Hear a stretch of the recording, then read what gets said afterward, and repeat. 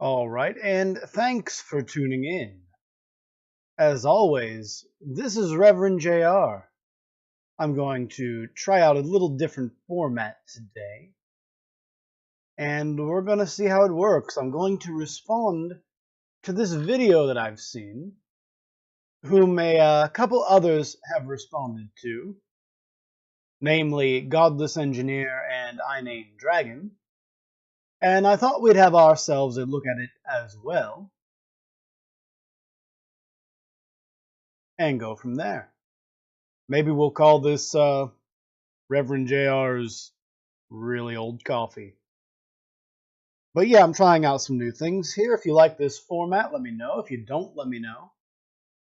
Of course, I've got my links there as always. I'm now going to click play. Yo, what's up everybody? This is your boy, Ashlee Keyton. Hi, Ashley. I'm Reverend JR. But you probably figured that out by now. And I've got 10 questions for atheists. When it says it right here, you don't have to repeat it, depending on how quickly you want people to respond to it, I guess. But fair enough. I ramble quite a bit as well. So, touche. I'm going to give a shout out to the friendly atheist, Hemeta. I'm sorry. Hem Meta? Perhaps? I'm not going to dwell on this. It ain't worth. If I said that wrong. It wasn't disrespectful. You can call me the friendly Christian. The Bible says to first be friendly. If you want to gain friends, show yourself friendly. Well, that's the thing. You're not trying to gain me as your friend, so to speak. You have questions for me. Questions that, presumably need answers. You must first show yourself friendly. I'm screwing this up. Sorry. I just made a video and it didn't record, so... So what you should have done was been a bit more careful about not knocking the things off of your table there, and perhaps just have a simple script ready. Beyond the simple 10 questions, give yourself some words to work with. I don't use a script, but I also don't trip over my own thoughts most of the time. So I have to do this again, so I'm trying to do it faster and better, because that's what she said. Obviously was God that it didn't work the first time. Shout out to Barney and friends. And as someone said, if God made it not work the first time, perhaps there was a reason for that. It's kind of like when you get to the hurricane apologists who say they just need to pray that God won't hit them with the hurricane. But then they forget that God smote Sodom and Gomorrah. And also just kind of let the devil have his way with Job. And sent 10 plagues into Egypt. And so on. I mean, you'll remember God created this rainbow as a promise to not flood the world again. But then he went and did that thing with Houston and Florida and all the other ones for the past 2,000 years, perhaps? Ray Comfort said recently in one of his tweets that there are no atheists in a Category 5. Which really makes me wonder, why is his God sending the hurricane there if there are no atheists? But anyway, go right ahead, Ashley. I'm rambling. For keeping my head in those books and on those ABCs, cleaning up at the end of the day. I want to thank, God for allowing reading Rainbow. Rainbow, again. Alright. Reading Rainbow. Reading Rainbow. Yeah, it was a pretty cool show. I liked Spock that was on or whatever. I don't know. I don't watch Star Trek. It was a cool show, I guess. LeVar's pretty cool guy. That was terrible. Let me do that again. Please, no. Just next time. Good, I can go like... I want to thank God for them sidewalks for keeping me out the streets. Or, you could thank the civil engineers that designed them. You could thank the construction workers who laid them down. You could think taxpayers like me, who, pay for them to benefit everyone. But no, thanks God. Thanks God for sidewalks, so we don't have to avoid the cars in the street, when you could just give us some other energy source so we wouldn't have to pollute so much when we drive a car. But alright, whatever. Thanks God. Anyways, we've got Anyways, anyways, anyways. That's a funny way to say it. 10 questions. These are not 10 questions to stump atheists. Okay, they're not here to stump me. So, what kind of questions do you reckon they'll be? I mean, again, if you watch Godless Engineer or I Named Dragon, you've probably seen this before. Well, as a few others. I mean, it's only got like 700 views, though, so... he's actually got pretty decent, production quality and stuff. It's not terrible. The camera's nice. He has decent presentation to the camera. He's doing everything right. The editing at the front was smooth. But he's not getting the views. The dislike to like ratio is terrible. There's nothing particularly wrong with this video that I'm going to dislike it at this point. So, next. But it might happen. Who knows? Your God would know. I mean, that's one.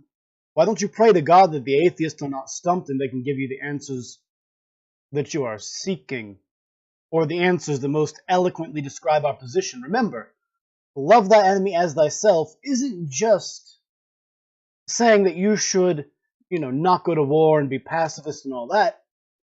It's also saying that you should pick enemies which are able to be on your level so that you're not just slaughtering the other team. You want to be competitive in this nature. The Northern Europeans, with their Viking pantheons and all that, actually had the same kind of method. They wanted to die in glorious battle. They didn't want to just go around, slaughtering people that were weaker than them. That wasn't really the point, at least not for a long time.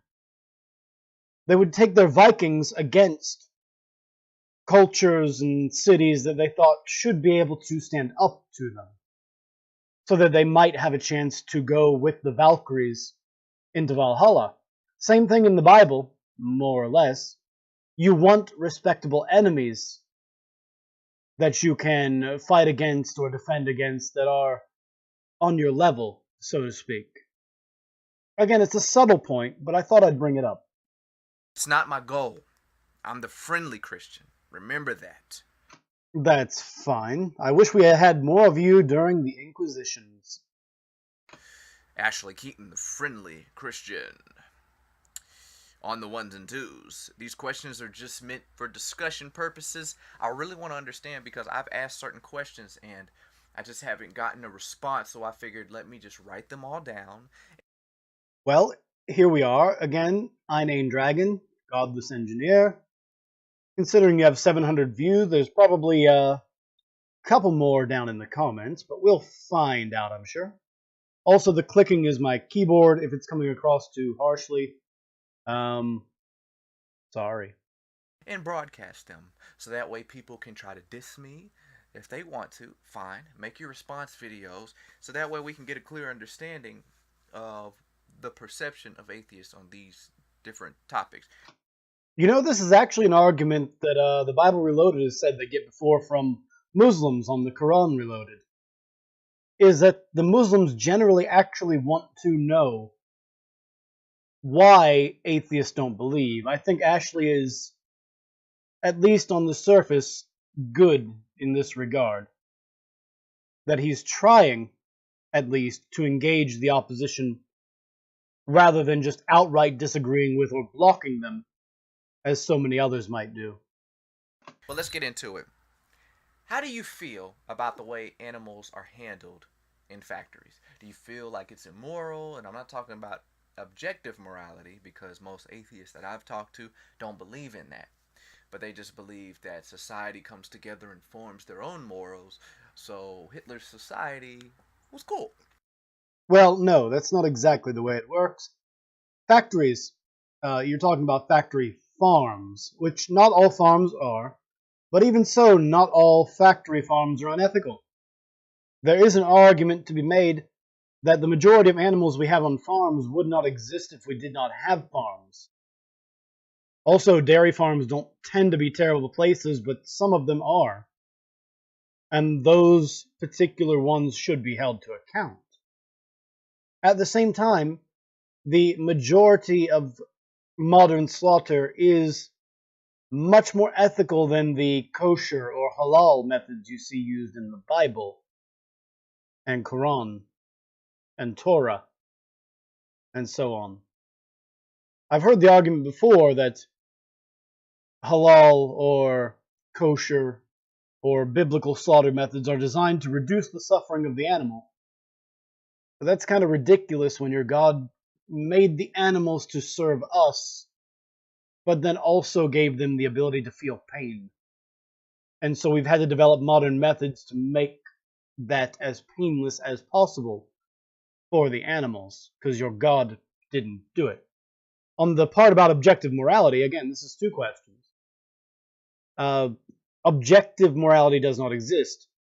Hitler's society was not cool.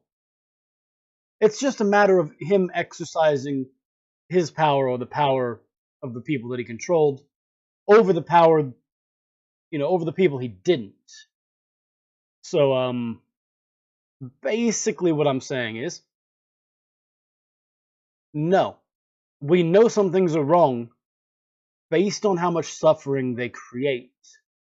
If something you do causes another person to suffer, then it's probably wrong. Engaging in open debate like this doesn't hurt anyone, regardless of what an SJW might say, for example. But if I punch you, that's wrong because it causes you suffering, and it's not my right to do so. Unless I'm defending myself or something. But no, we're keeping this simple. Hurting others is bad because it hurts others. And we are humans, therefore we empathize with our own suffering over that of animals. You see. That said, we try to treat animals as humanely as possible, especially a certain class of animals known as pets. But again, we're not going to get too far into that at the moment. But not trying to get on you guys, but I have to say certain things so I can make a logical point. Number 2, how do you feel about eating a chicken sandwich? I don't feel any more particularly different than I do eating a fish sandwich or a peanut butter and jelly sandwich. It's food. It's energy. At the end of the day, it's something that keeps me alive, right? Thing is, let's see what that source is, actually. It's number 2. Oh, there isn't a source, that's just question number. Anyway, I thought it was going to have something linked there, but it didn't. That's confusing. There'd be a nice title card or something. But, no. Now, there are different arguments to be made on the ethics of eating meat. For example, a lot of people will say, if the animal appears to be sentient, you shouldn't eat it. Which is fair. If you believe that, that's fine. We also have to remember, if you wanted to make an argument against that, for one, humans are humans, so we don't eat each other because, kin selection, and usually a species does not eat itself for the purpose of nutrition. Secondly,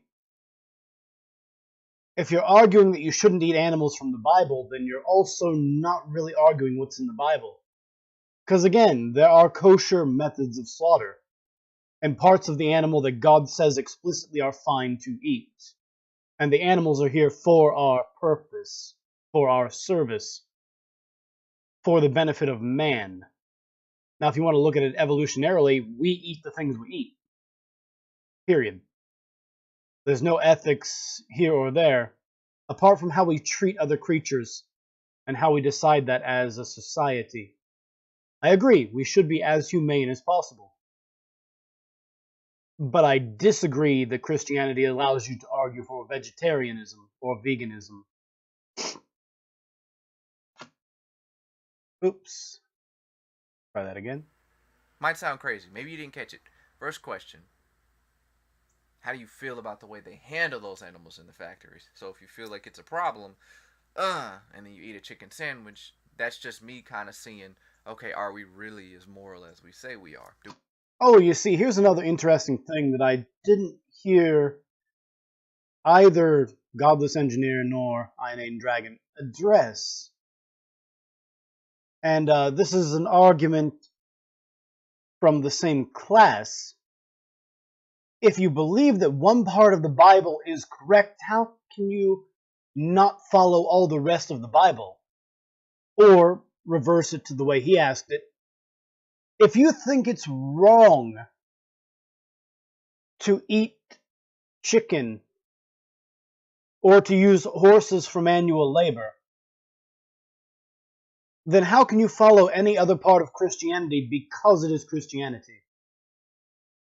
You do realize there are places where the animals are treated reasonably ethically, correct, Ashlee? But anyway, the point remains. If you believe that stoning a woman because she shows too much skin is wrong, or because she speaks, 1 Timothy 2:12, I think, then how can you accept the rest of Christianity? If you believe that wearing mixed fibers is okay, and you clearly are, because this here that you're wearing, the clothing you're wearing, looks like a poly-cotton blend with polyester or vinyl buttons. You have a hat which is clearly made of, probably again, a poly-cotton blend over whatever the brim material is, cardboard, plastic, whatever, with an elastic strap, probably in at least part of it, even if it is just a sweatband. Same as with the socks you're probably wearing. But if you believe that part of the Bible is wrong, why do you accept any of it? If I think that some factories are wrong, why do I eat any meat? That's the question you're asking. And I just want you to understand it's illogical for the same reason. Again, you're allowed to be ethically or morally vegan. You're allowed to eat whatever you want. And your justifications in some cases are fine. This is not one of them. Do we really know morality? Because we feel like, oh, it's terrible what they do to those animals. I can't watch it. I can't see it. Oh, it just kills me. But we're not vegan. Right, I don't particularly have that problem. I don't like to watch animal slaughter. But I've also skinned a deer that I've actually, hit with my car or whatever. That's another argument for eating meat, is you eat all the edible parts of the animal and try to use the other stuff. The pursuit of killing an animal simply for the fact of killing it is wrong. But doing so for food, in my opinion, is not. Again, we were hunter-gatherers for a very long time. And when there is a more economically feasible way to feed 7 billion or 8 billion people in probably another 15 years, then I'll be right on board with it. But at current, it's impossible. Again, wasting it is bad. But again, we're dwelling on this a bit more than I think we need to. I like to ramble. We should all be vegan if we find problems with that in an atheist perspective. Right, and if we do, we do. A lot of atheists are vegan. Not a majority, but I would reckon more than there are Christian vegans as a percentage of who identifies as which. I'd be curious to see the numbers on that, because I don't have any to back it up any more than you do. But feel free. Because Christians, we sacrificing lambs, you know what I'm saying? So we really don't have a problem with that as much. Right. That's a good point. Not only that, you have specific instructions in the Bible about how to slaughter animals that are much more barbaric than pretty much anything that goes on in a factory farm right now. Throwing it out there, just to say it plainly. Is religion wrong? Is religion wrong? No. Is religion used inappropriately? Yes. Is it wrong to believe an incorrect thing? No. Is it wrong to act on an incorrect belief? Maybe. And oftentimes, yes. And I don't mean like, are we wrong about religion? Are we immoral? Are we evil? It's religion, not we. I don't believe in religion. Okay, so what you're asking is religion wrong, but not my religion? Because that's the only question I can actually understand getting out of this. Is religion evil? No, religion by itself is not. There are plenty of religious people who are not theistic, like Buddhists, or just religious people who don't believe in a god. People who do things that are religious, like attending a service once a week, or religiously doing something because they believe it to be the right thing to do, like engaging in veganism, or vegetarianism, or, again, I'm using it only because it's convenient here, but it makes the point. Veganism is kind of like a religion in some cases. That doesn't make it wrong. Is belief in God evil? No, it's just a belief, like any other belief. It's the acting upon it that might be evil. Is it even possible to be evil? Yes. I mean, I don't believe in good and evil, I believe in good and bad action. But for the purposes of the way you're framing the question, I believe, yes, it's possible to do things that are bad. Objectively. Does evil even exist? As an abstract concept, evil is a thing. As a physical, tangible, hold it in my hand thing, no. Evil, much like good, is a concept. They do not exist as physical, real things. They're not tangible, they're not palpable. But they are a resultant of many complex things. They are the intent behind the action. That's like asking if intent is real. Yes, but I can't show it to you. Where does an objective wrong come from? It doesn't. Again, wrongs are generally based on our view of ourselves in relation to one another. I believe that harm is bad. You would call it evil. But that doesn't make it objectively so. Where does evil come from? Is that It comes from here. It's concept we have to describe certain actions in certain context. It's not that complicated. really a thing? You, as an atheist, have morals. Correct. Morals and ethics are not the same thing. Morals are what you personally think is right and wrong. You can believe it is correct or incorrect to do something.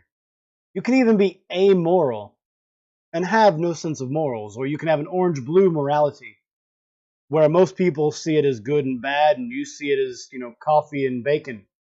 If it's coffee, it's good. If it's bacon, it's bad. And the rest of the world says, what are you talking about? You're chaotic. You're all over the place. But realistically, you're always staying to the coffee side because you don't like the bacon. You see, that's morals. Ethics, on the other hand, is when society says it's wrong to kill. It is evil to kill. That's why we make laws about it. And that's why you can't just say, I think it's okay to kill because my God says so. Because the society at large would say it's unethical. Your morality on that can be either direction. But again, going back to your question, if you believe that killing is wrong, then why do you accept Christianity at all? When Christianity clearly shows, especially in places like Revelations, that wiping out large swaths of people based on what they believe is acceptable. You don't seem like the kind of person who would accept this as moral or ethical, but your Bible does. At least, I presume you're Christian based on the Bible verse in the beginning. But anyway. Sometimes your morals can be better than the so called Christians. Where do you get those morals from? Right. Personally, I get them because I want to reduce the amount of harm that I do to others or to do the most good for society. That's why I pay taxes to fund public schools, even though I have no children. Like I said, this isn't to stump the atheist. I really want to hear some responses on these questions. And again, this is the only reason I'm using your video here. Don't copyright strike me, bro, but I don't think you're going to. You seem reasonable. And I am giving you the best responses I can. Do you think it's wise for someone to speak about a thing as being ridiculous if we don't know for sure? No. We do not know for certain anything. But we have very good ideas about most things. For example, this cup, you can reasonably presume to be real. And the purple portion here, where the letters are, well, you can reasonably presume that it's still solid, and it's just the green screen behind me causing an artifact of the coloration. That doesn't mean it is, but you can be reasonably sure of it. But yes, if you're asking if it's reasonable to call a unicorn imaginary, or a Bigfoot, or a ghost, or a spirit, Santa Claus, Easter Bunny, God, any of the gods, rather, Thor, Marduk, Quetzalcoatl, so on, is it reasonable to call them ridiculous? Yes, until you proffer evidence of them. I can't. Anyway, you get the idea, I think. Just because it sounds crazy. All right. No, it's not because it sounds crazy. It's because we have no evidence for it. If I tell you that I have a 20-foot pool cue that I have used to win 30 tournaments with, are you going to take my word for it? Or might you want to see me use this pool cue? Because I have a 20-foot pool cue that's won me 30 tournaments, and I have $15 million. I'm sitting on it right here. It's in my hand. See, you can't see it because it's an invisible $15 million.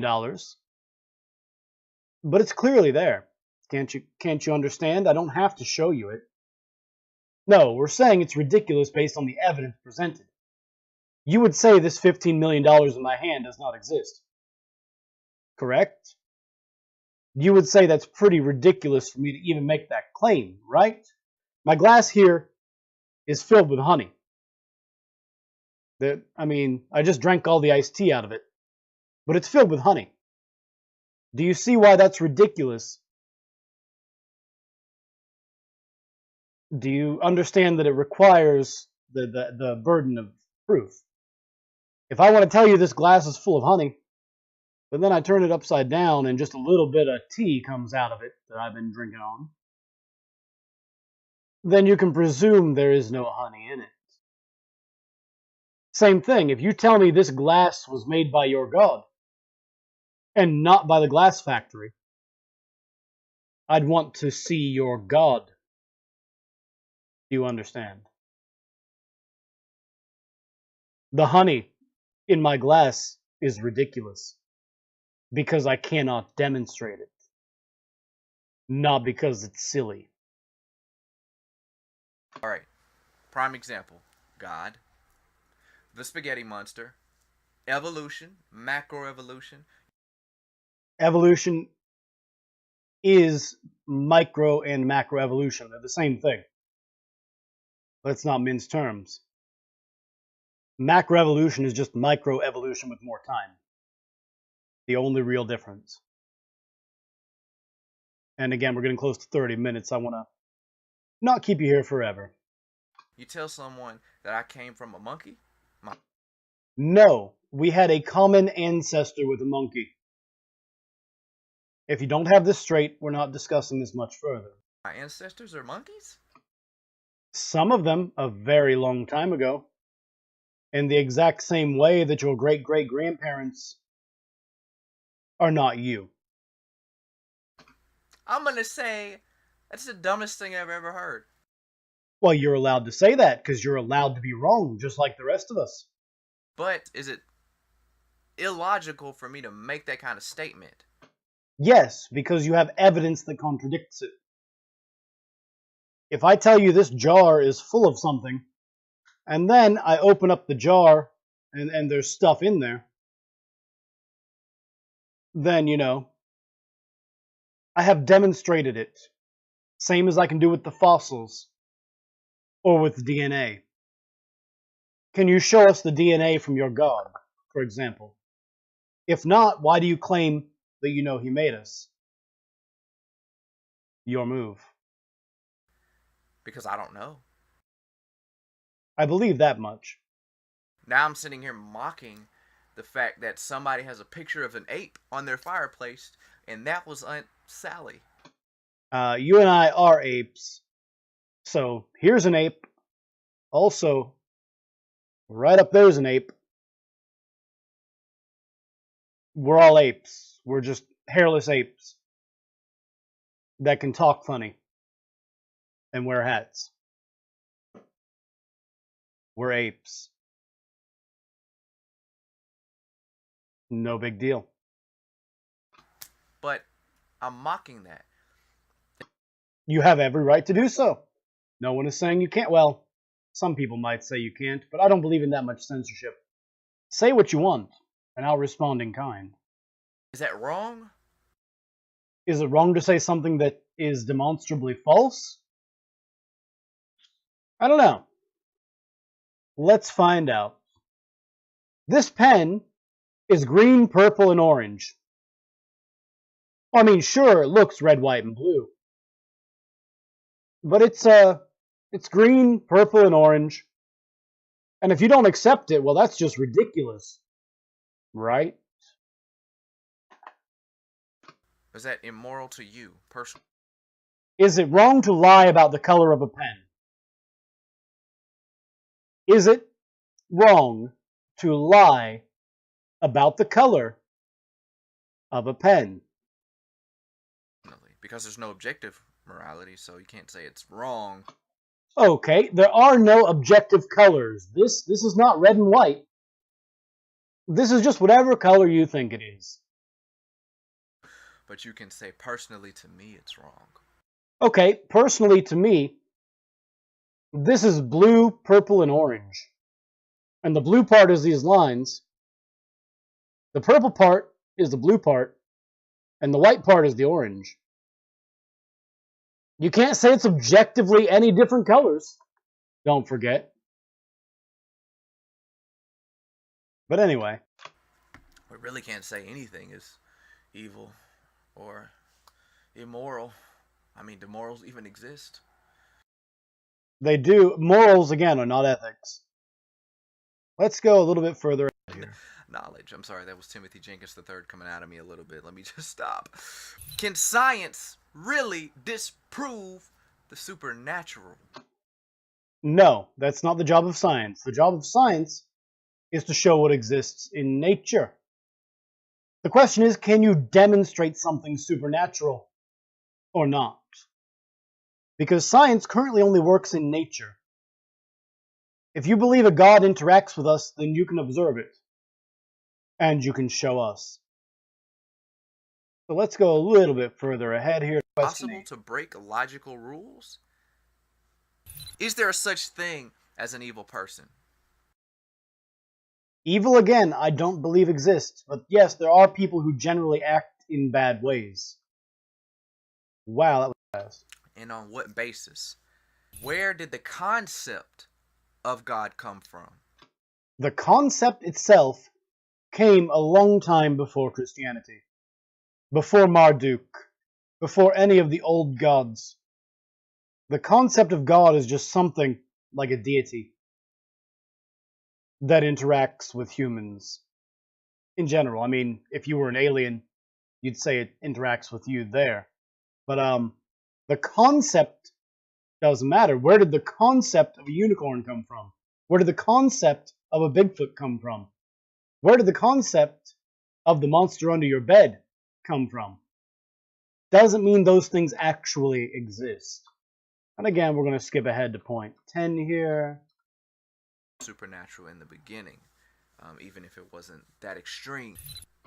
And again, if you want to demonstrate there is supernatural stuff, you're more than welcome.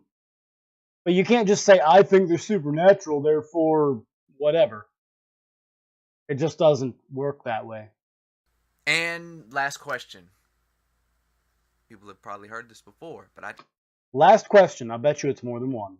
just haven't really got a direct answer for it. Or maybe you have and you just ignore it.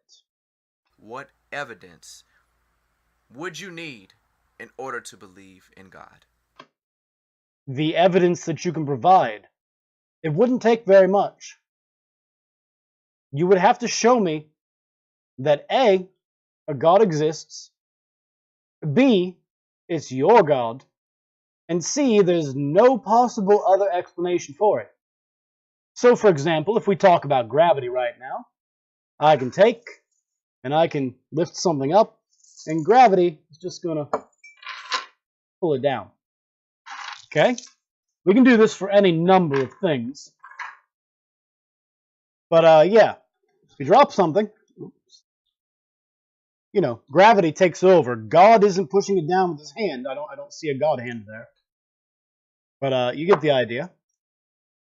The best explanation for gravity is the relativity. The best explanation for the way light works and we perceive colors is not that God made us with eyes that absorb color or show color. Remember, when the Bible was written, we used to think light came from our eyes, not from light sources like this one here. What evidence? Because if you see something, you're probably going to say, that's a hallucination. Well, no, not necessarily. But if I'm the only one seeing it, I do not trust my brain enough to believe that it is real. I have seen a few things before, and I know demonstrably they are incorrect because my brain is fallible. That's why I can put on video here, I can say, I think this is ceramic. It makes a noise like it is ceramic. It has a temperature gradient like it is ceramic. It's possible that it's made of some kind of metal I'm not familiar with, and then glazed with some material I'm not familiar with. But if you wanted to demonstrate that to me, then I could, I could grind off an edge. I could break it. But anyway, that's going to be about it. I don't have much else to say on it. The video is getting quite long as it is. I had to do a jump cut there because I was so rudely interrupted by an alarm I had set.